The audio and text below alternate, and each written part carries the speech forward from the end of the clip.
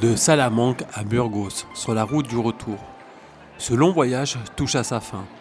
Après avoir exploré les gorges du Douro, admiré les vautours depuis les miradors et savouré des bivouacs en pleine nature, nous mettons le cap vers le nord. Salamanque, joyau espagnol aux façades dorées et à l'ambiance étudiante animée, nous charme par son authenticité. Puis Burgos, riche en histoire, de pierre et de silence, nous offre un dernier souffle de patrimoine avant notre retour en France. C'est une fin de parcours qui ressemble à une transition vers d'autres aventures à venir.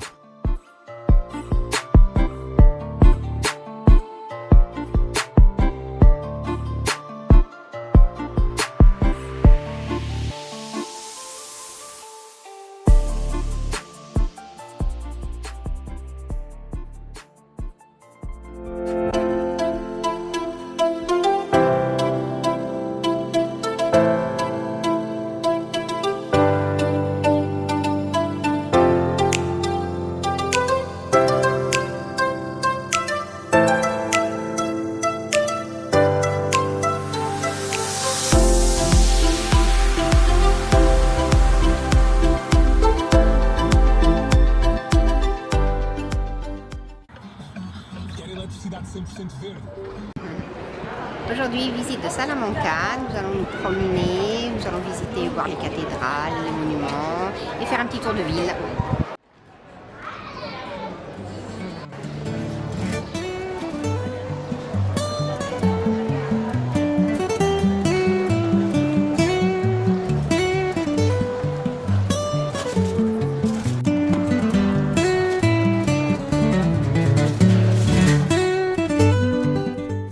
Nous entamons notre découverte de Salamanque autour de la Playa Mayor, cœur vibrant de la ville.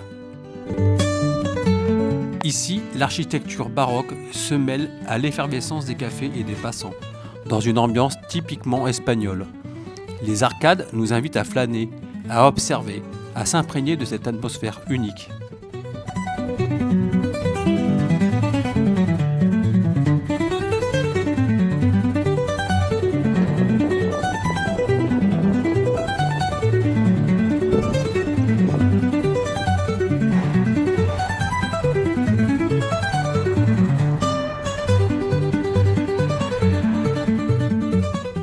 Puis, cap vers le quartier de la cathédrale.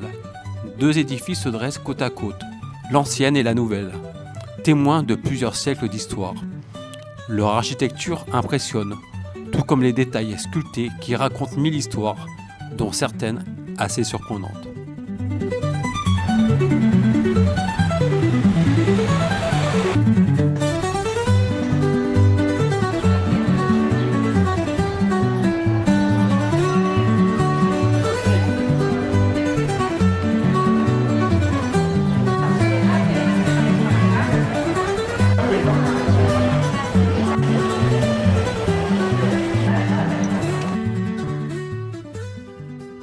Enfin, nous passons les portes de la majestueuse bibliothèque de l'université, l'une des plus anciennes d'Europe. Un lieu hors du temps, où l'odeur du vieux bois et des manuscrits semble figer les siècles. À Salamanque, le passé et le présent dialoguent à chaque pas.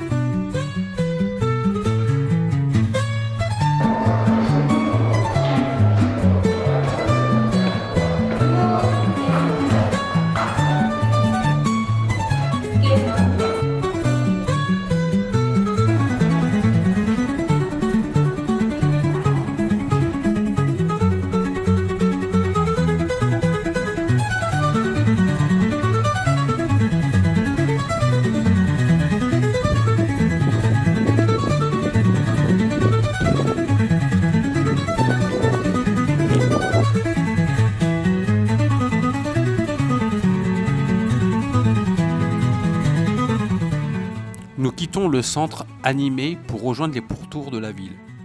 Là, les remparts de Salamanque nous offrent une perspective plus calme, plus contemplative. En suivant leur tracé, on surplombe la vieille ville, les toits ocres, les clochers et au loin, les plaines de Castille.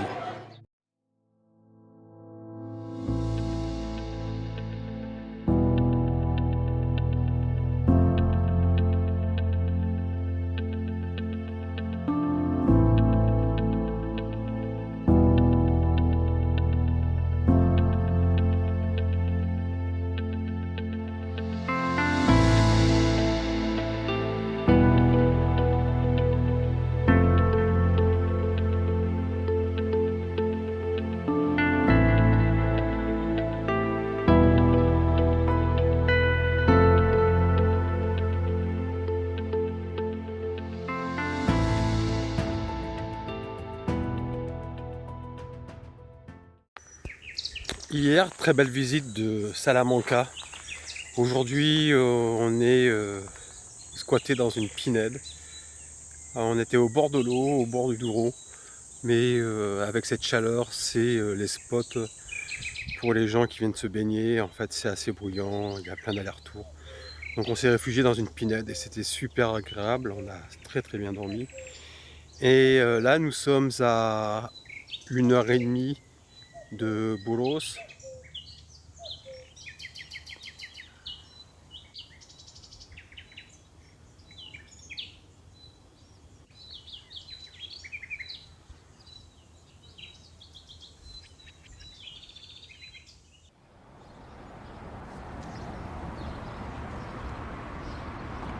Alors là, on est sur les hauteurs de Burgos.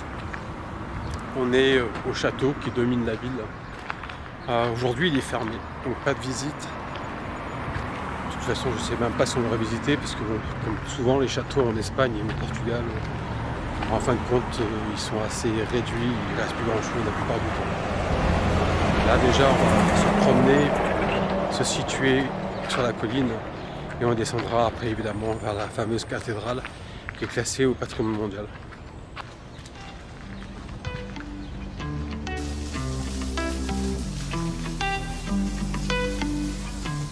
Depuis l'extérieur, on voit déjà qu'il n'y a pas grand chose.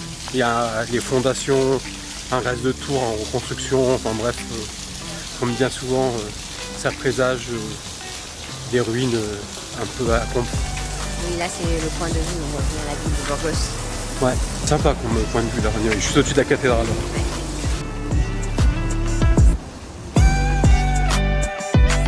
Nous voici à Burgos, dernière grande étape avant notre retour. Située sur le chemin de Saint-Jacques-de-Compostelle, Burgos est une ville au passé puissant, intimement liée à l'histoire du royaume de Castille.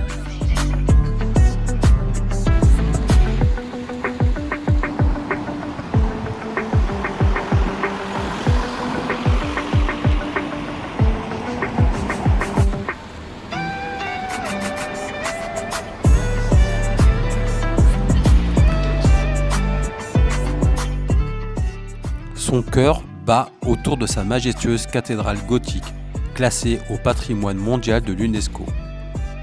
Mais au-delà des pierres, Burgos séduit aussi par ses ruelles élégantes, ses places animées et ce mélange harmonieux entre tradition et modernité.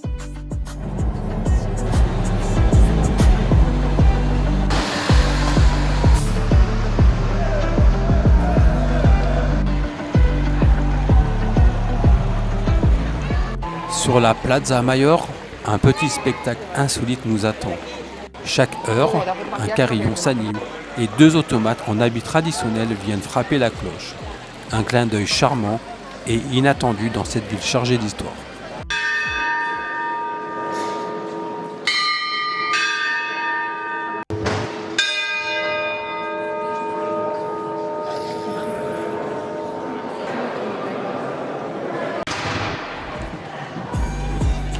Flâner à Burgos, c'est marcher sur les traces du site Campeador, découvrir un patrimoine préservé et sentir battre l'Espagne du Nord, fière, sobre et raffinée. L'arrêt au bar avec tapas et puis on termine la visite de Burgos.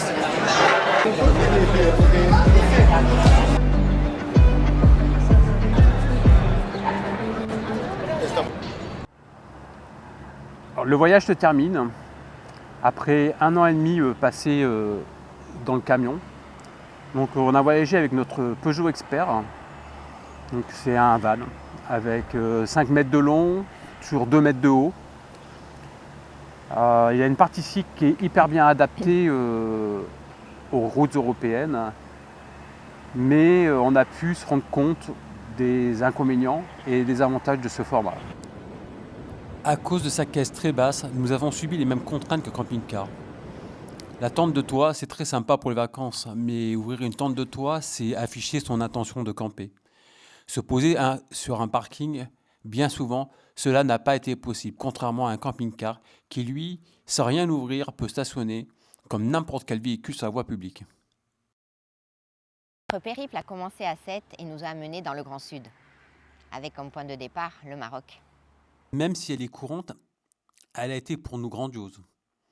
Je vois souvent des voyageurs à l'autre bout du monde, mais franchement, le Maroc, à bien des égards, offre des paysages plus spectaculaires que beaucoup de pays bien plus lointains. Et je ne vous parle même pas de l'accueil. Les Marocains sont vraiment fabuleux. Mais voyager, c'est toujours envie d'aller plus loin. C'est comme ça qu'on s'est retrouvés à Dakhla. Et ces 3 semaines passées dans la baie, c'était un vrai rêve éveillé. Ce moment et certaines rencontres ont été de véritables déclencheurs. Donc c'est comme ça qu'on s'est décidé en fin de compte à continuer jusqu'en Mauritanie. Au départ, on devait aller juste à la frontière de la Mauritanie, s'arrêter à Nouadhibou. Et comme souvent en voyage, rien ne s'est passé comme prévu. Mais ce temps passé dans la baie des Étoiles, puis la traversée vers Attar, la découverte de l'Adrar, le partage avec les Mauritaniens, tout ça restera gravé. Et tout en descendant dans le Sahara occidental, un nouveau projet commençait à naître dans nos esprits. Et comme souvent en voyage, rien ne s'est passé comme prévu. Le retour au Maroc fut grandiose. L'Atlas, le Grand Sud, encore un nouveau choc.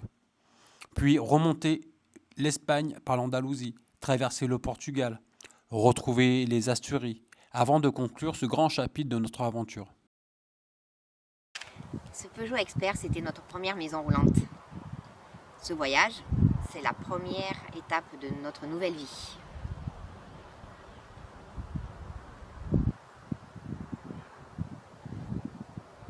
Et c'est que le début. Et c'est que le début. Putain, on va y arriver. J'attendais la suite, moi.